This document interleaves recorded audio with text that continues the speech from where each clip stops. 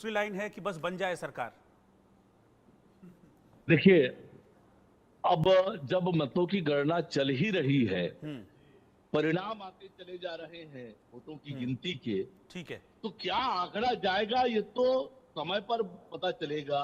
पर इस बात को स्पष्ट हो गया है, क्या क्या बात कही गई थी विपक्षी दलों के द्वारा कि 4 तारीख के बाद नरेंद्र मोदी जी कहां जाएंगे, क्या करेंगे, कैसे करेंगे।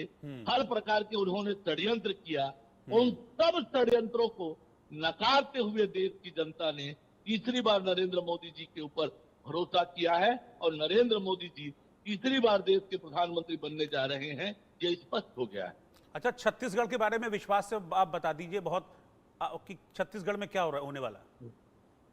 छत्तीसगढ़ में पूरे विश्वास के साथ बोल रहा हूं कि 11 की 11 सीटें भारतीय जनता पार्टी जीतने वाली। ठीक है जी, एक सवाल मेरा है, आपको नहीं लगता है कि 400 पार का नारा कहीं ना कहीं आपके लिए भारी पड़ गया? अगर आप 400 पार का नारा नहीं देते, श्री राम की बात करते, तो शायद था कि स्थिति दूसरी होती, क्योंकि विपक्ष ने वही बात पकड़ ली, 400 पार मतलब आरक्षण खत्म। देखिए, ऐसा बोलने पर थोड़ा सा प्रतीक्षा करना चाहिए। देखिएगा कि ये आंकड़े कहां तक जाते हैं। अभी ये 2 चरणों की ही गिनती हुई है, 2 राउंड की गिनती हुई है। जैसे जैसे गिनती बढ़ेगी आप देखिएगा हम कहां तक पहुंचेंगे। पर एक तो जान लीजिए, ये स्पष्ट है कि नरेंद्र मोदी जी तीसरी बार प्रधानमंत्री बनने का। वो बात ठीक है। देखिए, रुझानों में बहुमत अभी भी आप ही को है, रुझानों में बहुमत एनडीए को है, लेकिन जिस तरीके से आप कह रहे थे कि विपक्ष को बिल्कुल नकार देगी पब्लिक, ऐसा नहीं है। आपसे 50-60 सीटें पीछे ही है विपक्ष, बहुत ज्यादा अंतर नहीं है। देखिए, अभी तो टेली बढ़ेगी, ये भी मैं इस बात के साथ कह सकता हूं। ये प्रारंभिक रुझान है, ये टेली और दूर तक जाएगी।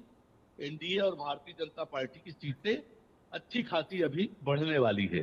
ठीक है सर। अरुण साहब जी, बहुत बहुत शुक्रिया, आपने वक्त निकाला, हमसे बातचीत की, बहुत बहुत शुक्रिया आपको। उदय के पास चलेंगे आगे बढ़ते हुए। बड़ी खबर है और साथ ही साथ इलेक्शन कमीशन पर लगातार नजर हमारी बनी हुई है। 543 में से 226 सीटों पर बीजेपी आगे चल रही है और 98 सीटों पर कांग्रेस आगे है। उदय, आपके पास क्या बड़ी खबर है?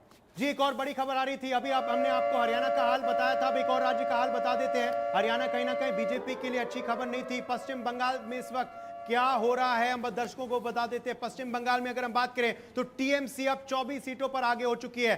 पश्चिम बंगाल में बीजेपी सिर्फ 8 सीटों पर इस वक्त आगे है, टीएमसी 24 सीटों पर इस वक्त आगे चल रही है। तो कहीं ना कहीं टीएमसी को बहुत अच्छी खबर मिल रही है पश्चिम बंगाल से। उनका गढ़ कहीं ना कहीं लग रहा है इस वक्त भी बने रहेगा।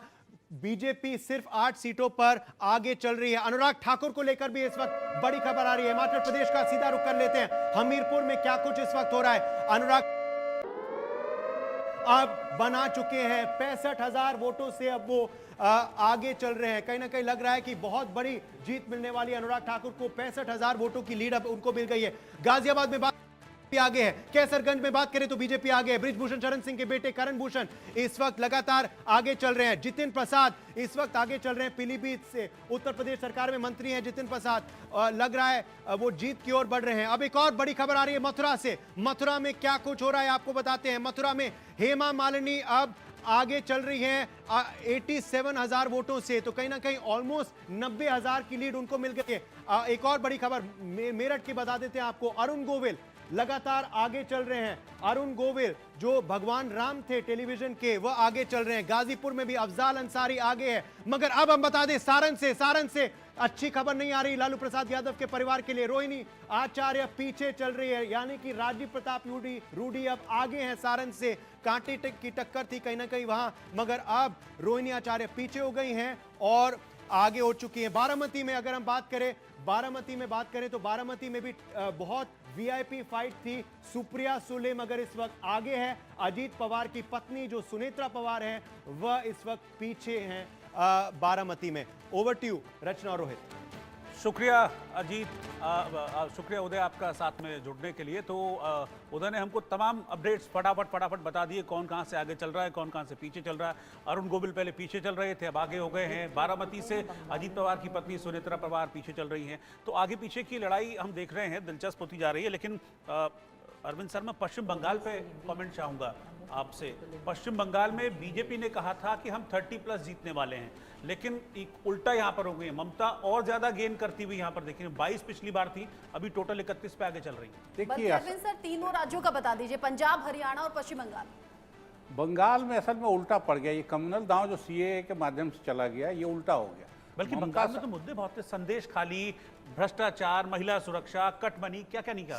वो सब नहीं, लेकिन लंबे शासन से उगे हुए थे लोग। मैं आपके पास आऊंगा सर के लेकिन कमेंट पर। जैसे ही सीए आया है 33% मुसलमानों का पोलराइजेशन एकदम टीएमसी के पक्ष में हो गया। इसने सारा खेल बदल दिया, जो भी करते रहे वो उसका। तो इसका मतलब है कि जहां भी कम्युनलाइज करने की पॉलिटिक्स की गई है वो पॉलिटिक्स नहीं चली है, उसके तुलना में जाति चला है। उससे बेहतर परफॉर्मेंस गवर्नेंस का चला है कि आप शासन का रिकॉर्ड दीजिए तो लोग आपके पक्ष में आते हैं। लेकिन हरियाणा में बहुत बड़े बड़े दावे ठीक है, किए जा रहे हैं। हाँ जी, एक कमेंट मैम से लेता हूं, फिर उसके बाद आगे चलते हैं। हाँ, आपने संदेश खाली की जो बात की ना, तो संदेश खाली कुछ जो रिएक्शन लोकसभा आ रहे हैं कंस्टिट्यूएंसी शायद। में आते गार्गी हैं। जी, माफी के साथ नहीं चलेंगे, आप अपनी बात पूरी हाँ, करिए। संदेश खाली जो है बशीरहाट लोकसभा कंस्टिट्यूंसी, तो बशीरहाट का जो डेमोग्राफी है मैं आपको बता देती हूँ। 50% कोई बोलते हैं 60% मुस्लिम पॉपुलेशन। तो ये जो डेमोग्राफी है ना, तो इसमें बीजेपी के लिए जीतना हमेशा से ये कठिन ही था। और दूसरी बात, अगर आपको पता है कि जो बोंगियो इमाम परिषद है उसने कॉल दिया था कि सारे मुसलमानों को टीएमसी को वोट करने के लिए, क्योंकि वो डर रहे थे कि मुस्लिम वोट बट ना जाए कांग्रेस में, सीपीएम में। So there was a fear. So इसलिए Bangiya Imam Parishad has given a clarion call की वोट फॉर दीदी। सो ये सब हुआ।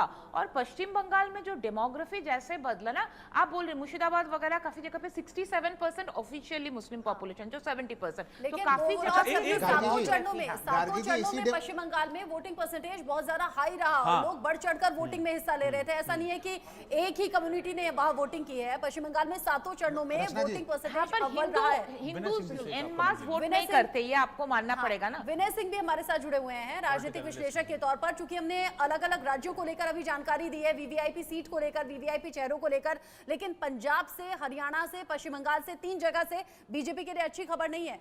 विनय जी। नहीं, मैं तो प्रधानमंत्री जी का जो अंतिम एक वक्तव्य था मैं उस पे जा रहा हूँ कि 400 पार का जो एक ये बात थी, वो 400 पार की नहीं थी, वो विपक्ष को डाइवर्ट करने के लिए था। निश्चित रूप से मुझे लग रहा है कि जो कह रहे हैं 300 के आसपास तो बीजेपी और एनडीए देख ही रही है। हालांकि ये शुरुआती रुझान है, अभी तो हमको लगता है कि 15% से 20% वोट्स का भी कायदे से नहीं हुआ है मतगणना अभी बाकी। अच्छा, पॉकेट्स में होते हैं वोट्स कि किसी एक पॉकेट में किसी एक पार्टी को ज्यादा मिलता है, किसी एक पार्टी को किसी एक पॉकेट में कम मिलता है। तो ये तो इत्तेफाक की बात है कि किस अच्छा विनय जी, आप ही की बात में एक बात ऐड कर दूं, 226 सीटों पर बीजेपी आगे चल रही है। इलेक्शन कमीशन का ये ताजा अपडेट है और 98 पर कांग्रेस आगे है। अपनी बात आप पूरी कर लें। मैं कह रहा हूँ ये बहुत अंतर है, ये तो लगभग डबल का है। और इसको पार पाना या इसको पार पाना मुझे लगता है कि इंडिया अलायंस के लिए बहुत मुश्किल है। और भारतीय जनता पार्टी पुनः सरकार बना रही है। सबसे जो जरूरी बात है कि इन सारे रुझानों में 400 पार हो रहा है कि नहीं, हम अभी भी उसी डिबेट में पड़े हुए हैं। जबकि प्रधानमंत्री मोदी जी ने इस बात को पे विराम लगा दिया कि 400 पार का डिबेट ही नहीं था। लेकिन बीजेपी कह रही थी 370 पार करेगी बीजेपी। विपक्ष के लिए एक भ्रम का वातावरण बनाया गया और विपक्ष उसमें फंस के रह गया कि 400 पार होगा कि नहीं होगा। और बीजेपी के वोटर इस भ्रम में फंस गए ना, वो बेचारे धूप में निकले नहीं, हीट वेव में निकले नहीं। उनको लगा कि 400 मैं आना चाहती हूँ। मैं खाली एक लाइन कह दूं कि देखिए, आप भारतीय जनता पार्टी विपक्ष को भ्रम में रखना चाह रही थी, लेकिन भ्रम में मैं ऐसे Bharatiya Janata party Rana Rahul ji 370 BJP cross नहीं कर रही है, 400 पार एनडीए के क्रॉस नहीं हुए हैं। मैं बीजेपी के ऐसे बहुत सारे समर्थकों से मिला जो बहुत मुतमईन थे वो कि वोट डालने के लिए क्यों जाना, मोदी जी 400 पार कर ही रहे हैं। तो इससे वोट प्रतिशत बीजेपी का गिरा भी है। ये चीज को भी मानना पड़ेगा। इसमें मैं जरूर बोलूंगी, ये जो इन्होंने बोला ना कि 400 पार का जो ये नारा था, मैंने खुद देखा बॉम्बे में। जो गुजराती है फैमिलीज, वो लोग घूमने चले गए थे 4 धाम, 10-10 लोग, और विदेश चले गए। क्यों, मई के महीना भी वैसा था ना, सब घूमने जाते हैं। और मैंने कहा अरे तुम लोग वोट नहीं दे रहे हो तो क्या बोल रहे, अरे भाई आएंगे तो मोदी जी ना, क्या फर्क पड़ता है। ये जो 400 पार से नुकसान हुआ है, मैं ये मानती हूँ कि काफी बीजेपी के वोटर्स घूमने चले गए। मेरे जान पहचान में तो काफी लोग हैं जो घूमने चले गए ये बोल के कि आएंगे तो मोदी जी। सब लोग साथ में बने रहिए, सब लोग। हाँ, साथ ये में बने है। रहिए, एक और छोटा मैं सा संदेश ब्रेक। का मैं एक हाँ। एक चीज बोलना चाहूंगी जी, बंगाल जी। को लेकर, क्योंकि हमने वो जो डेमोग्राफी की बात की कि मुस्लिम जो आप बोल रहे हो ना परसेंटेज 33% बोलते हैं, पर एवरेज वो 43% होगा। दूसरी बात, वो डेमोग्राफी तो बिहार में 2019 में बड़ा भी थी ना। उलटफेर हो हाँ, गया, लेकिन बिहार और में एक बहुत में आगे भी थी, चला लेकिन गया। तब बीजेपी का प्रदर्शन कैसे अच्छा हुआ और आज वही डेमोग्राफी में फिर टीएमसी का प्रदर्शन कैसे बेहतर होता हुआ दिख रहा है। सवाल ये चीज है, तो अगर हम डेमोग्राफी पे जाएंगे चलिए ठीक है, तो ठीक है, इस चर्चा को हम बनाए और एक रखेंगे, चीज, इस चर्चा को हम आप बनाए ये नहीं रखेंगे। भूल एक छोटा सकते सा, हो कि कलकत्ता में हाँ, एक ब्रेक मुझे लेना है यहाँ पर। कॉलेज का एक सेक्शन है, हाँ। मैं टर्म यूज करती हूँ उनके लिए, मार्क्स इन्फ्लुएंस्ड मैकॉले पुत्रस। तो इन ये जो लोग हैं ना, आप वो अपने सेकुलर फंडामेंटलिस्ट बोलिए, जो एक लोग हैं ना, आप भी ठीक है। तसल्ली से